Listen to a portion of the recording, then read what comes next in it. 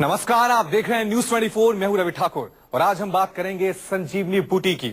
जी हां, जिस बूटी को पहाड़ लेकर उठे थे हनुमान, जिस बूटी ने बचाई भगवान लक्ष्मण की जान, 10,000 साल पुरानी उस बूटी की खोज हो गई है। मिल गई जीवनदायिनी संजीवनी बूटी, जिसका जिक्र रामायण काल में हुआ था।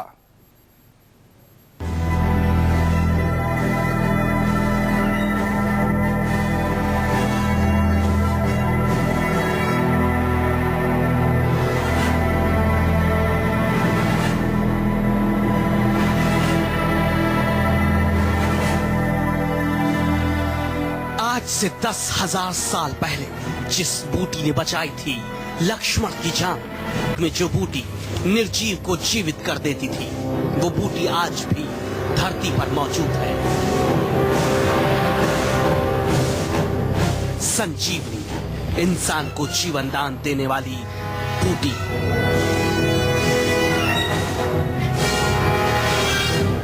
इसी संजीवनी बूटी की तलाश इंसान को हजारों साल से है। अगर ये बूटी मिल गई तो हर इलाज के लिए ये संजीवनी रामबाण साबित हो सकती है। लेकिन कहां है ये संजीवनी बूटी?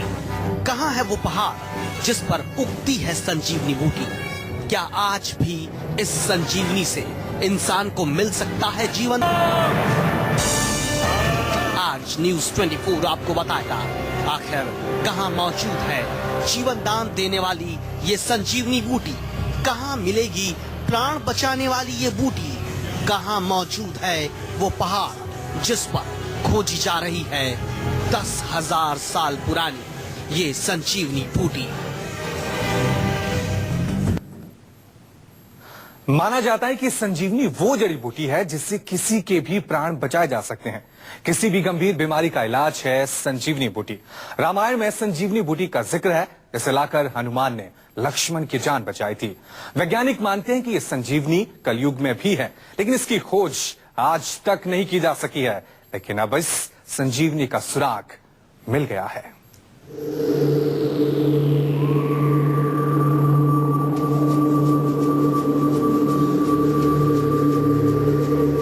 उत्तराखंड के इन्हीं हरे भरे पहाड़ों में छिपा हुआ है वो राज जो 10,000 साल पुराना है।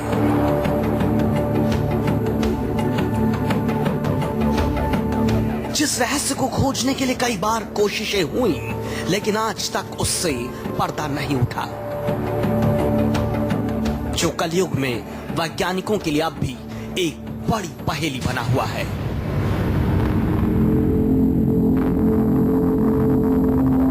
संजीवनी, जीवन दान देने वाली जड़ी बूटी। भूषण वैद्य जी ने हनुमान जी को कहा कि लक्ष्मण जी की चेतना के लिए तुम मृत संजीवनी लेकर के आओ, तो उन्होंने एक बात कही थी कि जाकर के तुम जो है वह उसको प्रातः काल सूर्योदय से पहले लेकर के आना।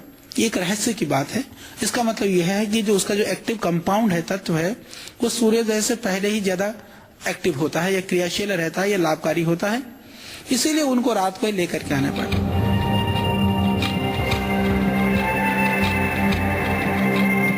लेकिन आपको बताते हैं कहां मौजूद है ये संजीवनी बूटी।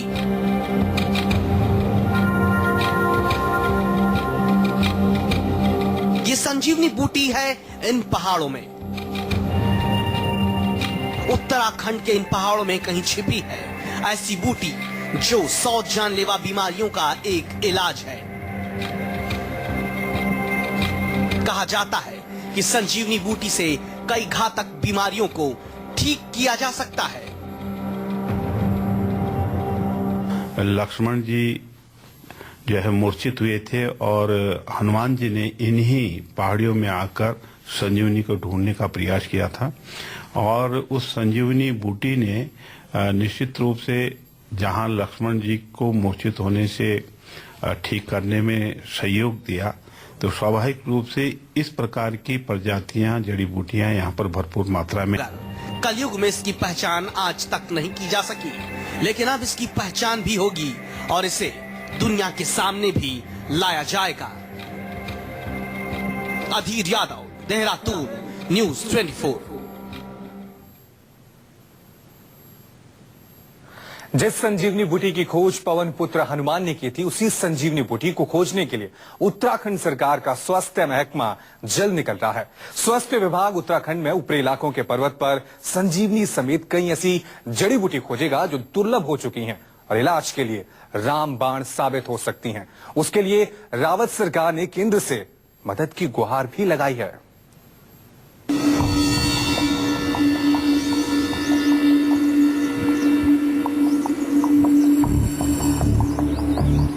उत्तराखंड सरकार बहुत जल्द इन पहाड़ों पर उस संजीवनी की खोज में निकलने वाली है जिससे इंसान को जीवन दान मिलेगा, ठीक उसी तरह जैसे भगवान लक्ष्मण को मिला। जल्द ही प्रदेश का स्वास्थ्य विभाग पहाड़ों पर संजीवनी बूटी की तलाश करेगा।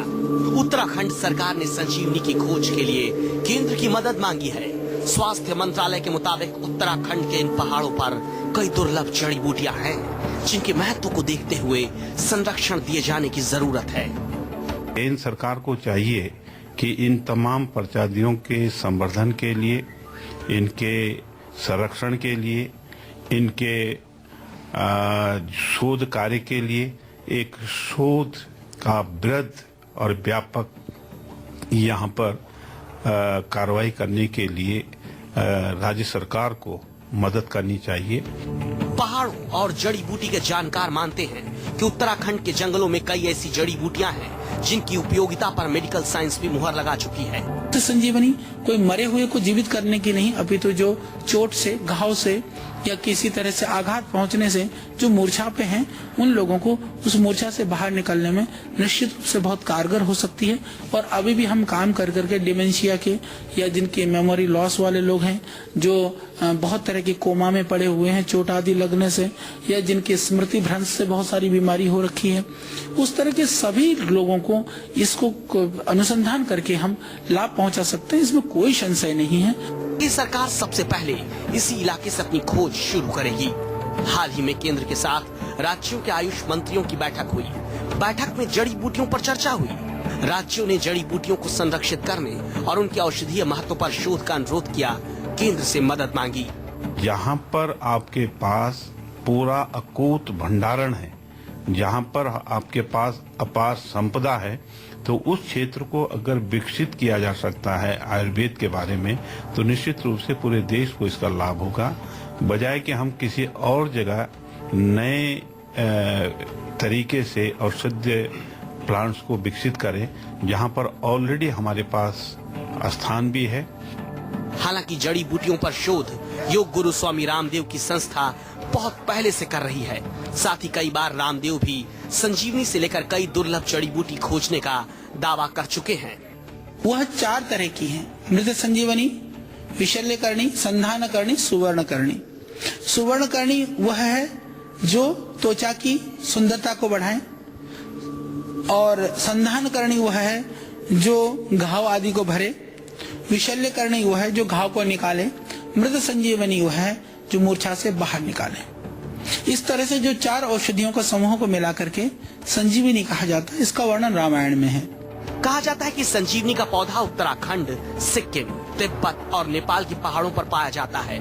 इसकी खोज में लगे कई वैज्ञानिकों ने संजीवनी को उत्तराखंड की द्रोणागिरी की पहाड़ियों पर 15,000 फीट की ऊंचाई पर भी पाया। हम लोगों ने वर्षों द्रोणागिरी पर्वत जो 14,000 की हाइट से 16,000 की हाइट तक के जो हिमालय क्षेत्र हैं, यह जो संजीवनी है वह हिमालय क्षेत्र में, चाहे वो कश्मीर के क्षेत्र हो, चाहे वह नेपाल हो, चाहे वो सिक्किम हो, या कुछ तिब्बत के क्षेत्र में, यहाँ पर भी कहीं कहीं पर यह प्राप्त होती है।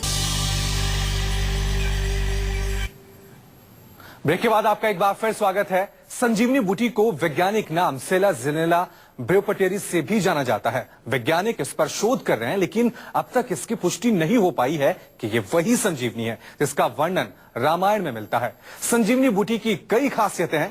क्यों संजीवनी की खोज में लगे हैं बड़े बड़े वैज्ञानिक, आइए आपको बताते हैं। संजीवनी बूटी पत्थरों और शुष्क सतह पर भी उग सकती है। ऐसे वातावरण में दूसरे पौधों के अस्तित्व की कल्पना करना मुश्किल है। वैज्ञानिक आज भी ये जांच कर रहे हैं, लेकिन माना जाता है कि 4 इंच के आकार वाली संजीवनी लंबाई में बढ़ने की बजाय सतह पर फैलती ज्यादा है। संजीव